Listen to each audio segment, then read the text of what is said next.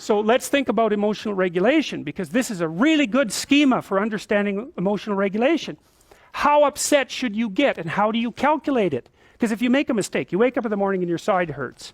Okay, it's the first symptom of pancreatic cancer, you're dead in 6 months. 100% chance. Or, you pulled a muscle. Well, which is it? You might say, well, the chances of the pancreatic cancer are low, but they're not zero. And like infinite times any proportion is a very large number. So you might be thinking, why don't you just have a screaming fit anytime ever any little thing happens to you? Which is exactly what happens, by the way, if you're 2 years old, right? That is what you do. So, and it's because you don't know, like things fell apart. What does that mean? Could be anything. Well, that's no good. Well, so let's say you're arguing with your partner, and they, I don't know, they make a lousy meal, or maybe no meals, and you're kind of sick of it, And so you say, you're a bad person. And what's the evidence? Not only are you a bad person, but you've always been a bad person, and the probability that you're going to improve in the future looks to me to be 0. It's like, what's the person supposed to do? Punch you, right? Really, because there's no room in there for any discussion. You're done. It's like, you're horrible, and you don't change. And you've always been horrible, and you've never changed. And, inferring from that into the future, you're going to stay horrible and you're not going to change.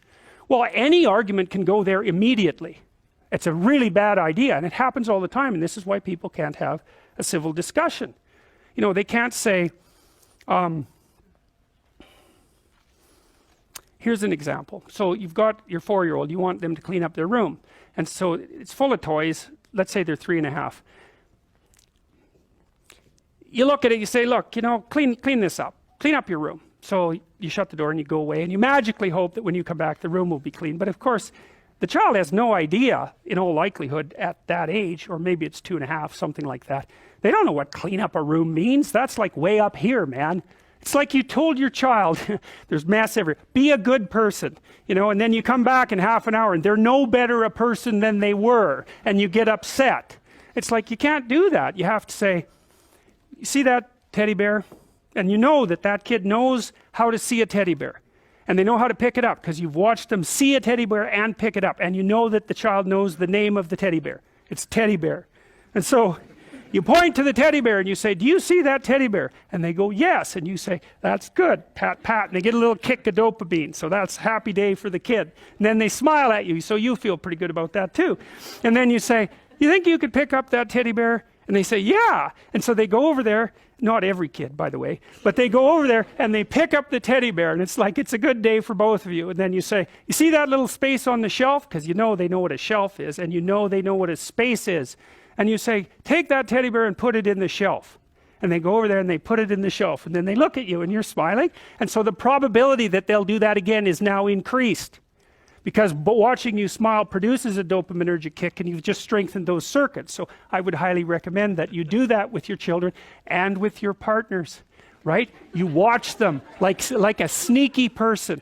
And every time they do something that you actually want them to do, you notice and you give them a little pat on the head. Yeah, and then they like you. That's cool. But if you don't want them to like you because you hate them, then you won't do that. And you think, well, I don't hate them. It's like, oh yes, you do. You just think about the last month, man. There's been 20 times you absolutely hated them. And maybe that's the predominant emotion. And that's not so good over time. So when they do something good, if you really want to screw things up, watch like a hawk and wait till they do something good and then punish them. That's really fun, that is. That really messes with them. And people do that all the time. So if you really want to muck things up, you can even do it more subtly. You can wait till they do something good, especially if they've never done it before and they're just kind of tentatively trying it, and then you can ignore them. That's a really good one. That's even better than punishing them, because at least when you punish them, you're paying attention. If you ignore them, it's like, that's just perfect. Also takes hardly any effort on your part, so that's an additional plus.